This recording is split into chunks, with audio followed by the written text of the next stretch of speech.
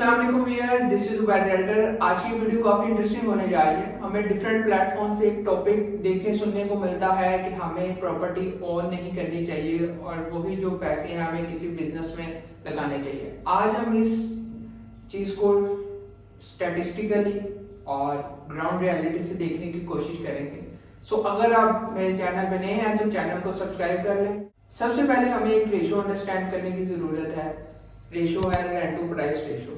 Let's suppose एक मकान की वैल्यू 1 करोड़ रुपए है और वही मकान अगर हम मार्केट में रेंट पे लेते हैं तो वो 40,000 रुपए रेंट हमें मंथली देना पड़ता है।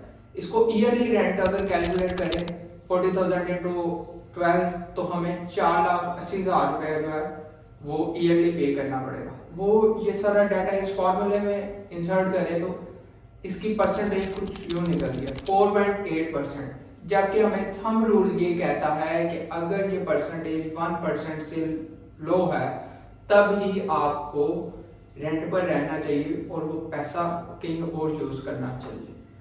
अब इधर चंद लोग ये सोचेंगे कि जहाँ पे हमें बैंक 17.5% तक इंटरेस्ट दे रहा है तो हम वो पैसा प्रॉपर्टी में क्यों लगाएं।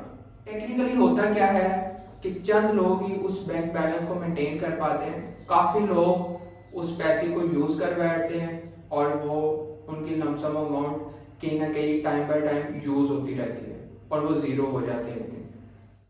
प्रॉपर्टी में वो अमाउंट बाउंड करने का पर्पस क्या है?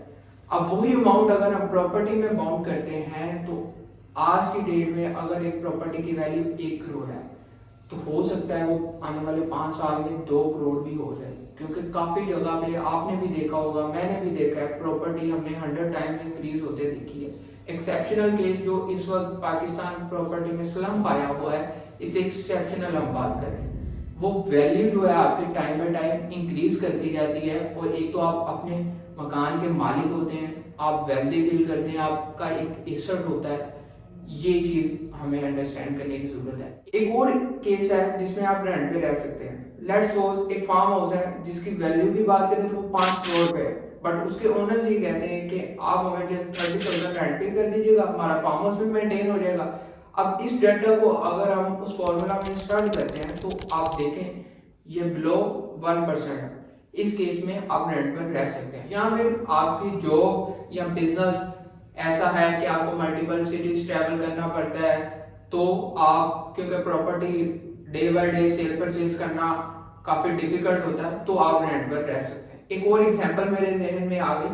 ये एग्जांपल आपने भी काफी लोगों से सुनी होगी कि जो मेरा फलां दोस्त शेख था, उसने अपना मकान बेच दिया और वो पैसा अपने कारोबार में लगा दिया।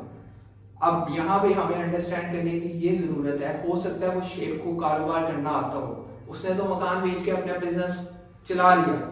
अब एक XYZ पर्सन है जिसको बिजनेस के नाम वाम नहीं है, वो अपना मकान बेच के बिजनेस में लगा देगा तो एक तो वो पहली बात तो मकान से जाएगा और आगे जो अमाउंट है उसमें भी लॉस कर बैठेगा।